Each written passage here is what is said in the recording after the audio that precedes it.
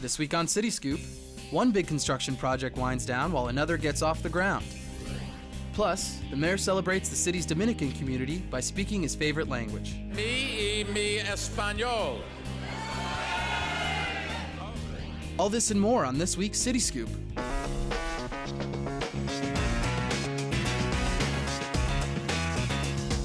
City Scoop starts now. The mayor was joined by State Department of Environmental Conservation Commissioner Pete Granis in Pelham Bay last week to announce a landmark agreement between the city and state that will allow the city to operate its own Brownfield cleanup program.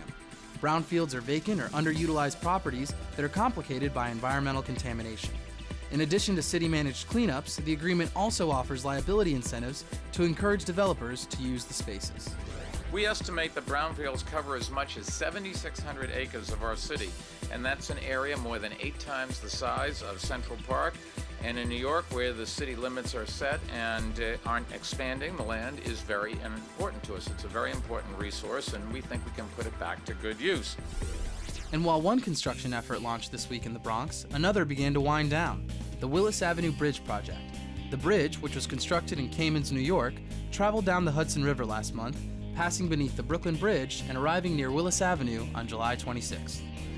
It's 350 feet of 100% American-made steel from 4 states, and it's moving to its home, linking Manhattan with the Bronx. More than 70,000 motorists use Willis Avenue daily, crossing to and from Harlem in the South Bronx. Upon its opening in October, the new bridge will eliminate tight turns and feature wider driving lanes, enhanced pedestrian paths, and a concrete deck.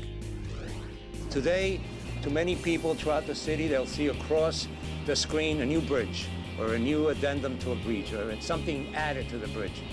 But to the people who live on both sides of this community, this has been part of our history, and this is a truly great celebration.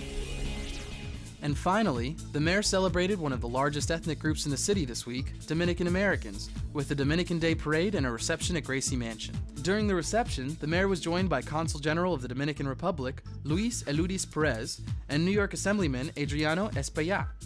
The parade, which runs for 20 blocks down 6th Avenue, saw thousands of attendees in its 28th year. That's it for this week's City Scoop. Check us out on demand at nyc.gov/media and every night at 9 p.m. for the latest City Scoop.